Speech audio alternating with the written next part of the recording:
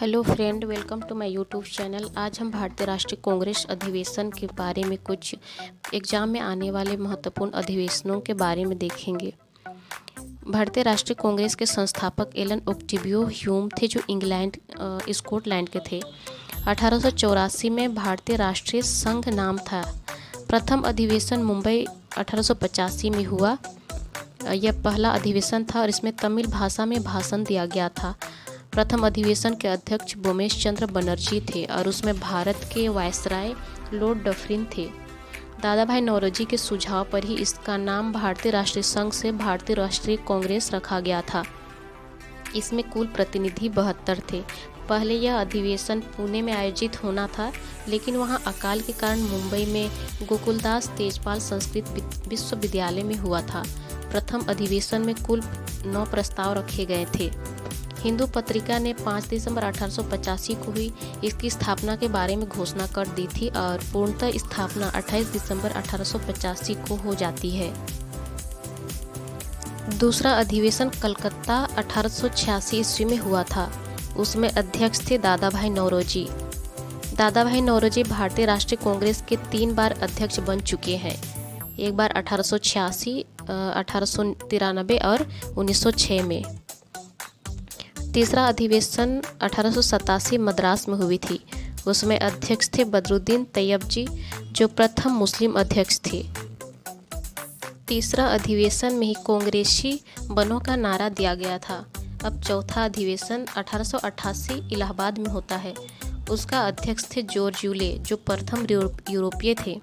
प्रथम बार लाला लाजपत राय अधिवेशन में शामिल हुए थे और उन्होंने हिंदी में भाषण दिया था।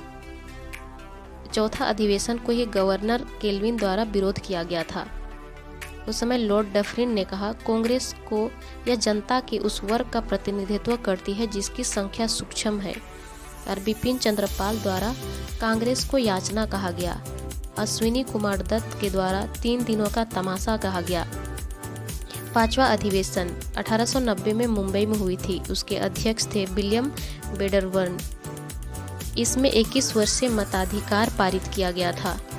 कांग्रेस ने लंदन में अपनी एक संस्था ब्रिटिश इंडिया कमेटी का गठन किया और इसके संस्थापक थे विलियम डिग्बी।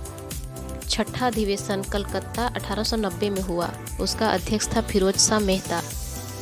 इस अधिवेशन में ही प्रथम महिला स्नातक कादम्बिनी गांगुली ने भी भाग लिया था। अब सातवां अधिवेशन 1891 में नागपुर में हुई थी। उसका अध्यक्ष था आनंद चोरल। उन्होंने कहा था कांग्रेस का दूसरा नाम राष्ट्रीयता। आठवां अधिवेशन 1892 इलाहाबाद में हुई थी, जिसके अध्यक्ष थे बोमेश चंद्र बनर्जी।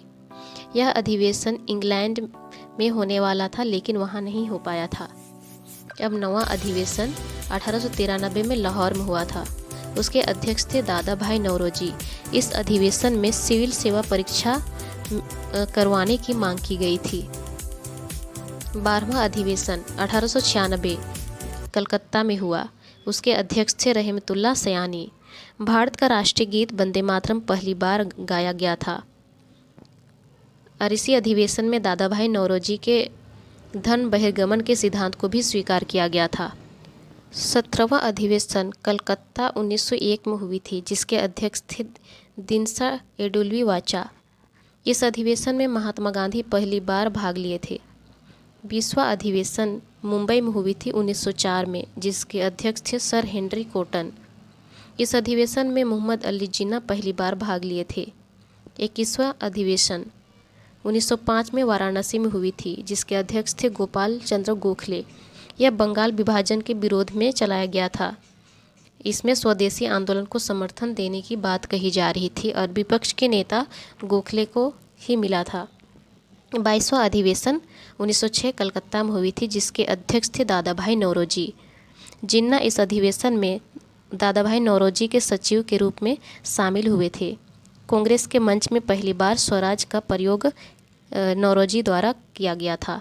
22वां अधिवेशन सूरत 1907 में हुई थी, जिसके अध्यक्ष थे रास बिहारी बोस।